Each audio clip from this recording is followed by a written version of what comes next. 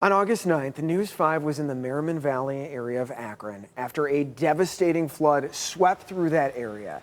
Snow plows were seen scraping up piles of mud and debris left behind, while businesses and families really tried to pick up the pieces. During that storm, Brook Drive collapsed entirely. And still, that road remains washed out and shut down. The road closure is causing problems for a local school district. We want to send things over to Tessa DeTiro, who joins us live from outside of the bus garage at Woodridge Local Schools. Tessa, how is this issue affecting busing? Good morning, Tiffany. The buses are warming up behind me, and it's affecting busing because this is the exact kind of day that drivers are concerned about when it comes to this issue that we're talking about. Over at the Timbertop apartment complex off Portage Trail, more than 200 Woodridge students live there.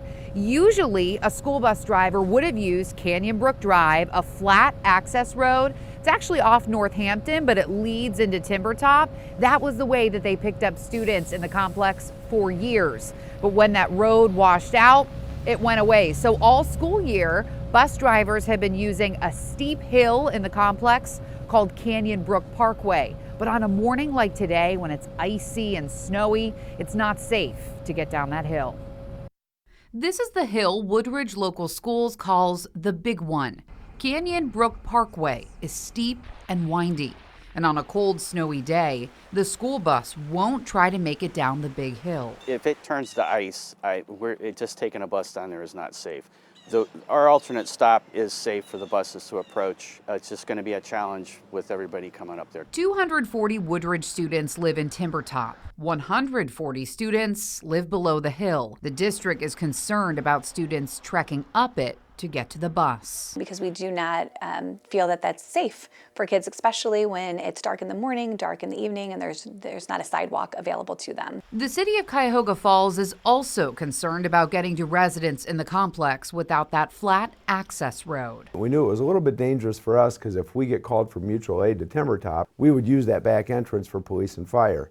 We no longer can. When I sat down with Mayor Don Walters, he explained the road is shuttered partly because of a land ownership issue. The owner that owns the property where the road is used to own Timbertop. So he sold Timbertop, but he still owns a property that the road traverses. AIY Properties, which owns the Timbertop apartment complex, says because Brook Drive sits right outside the complex, it's not responsible for repairs. The company says it reached out to the private owner about the road, but didn't make progress. Have you heard from the city of Akron on this at all? We have briefly, so they realize that a portion is in Akron, portion's in Falls. So it's going to have to be a joint effort if something happens there. And fortunately, we have a meeting set up and we'll see what we can do, put all our heads together. Mayor Walters says that meeting is coming up in the next few weeks. Summit County has a vested interest in this as well. There's a large sewer line it maintains in that area, and it needs to use Brook Drive to get to it. Now, on a morning like today for Woodridge families, if you have a student that lives in that area, the district encourages you to download Stop Finder. It will let you know where the school bus is headed this morning, on top of the hill or going to the bottom of the hill. Now, if it stops at the top, you are encouraged to drive your student up the hill to make sure they get to the bus safely. Mike, Tiffany. What a situation to be in. All right, thanks, Tessa. We know you'll be following through on this as well.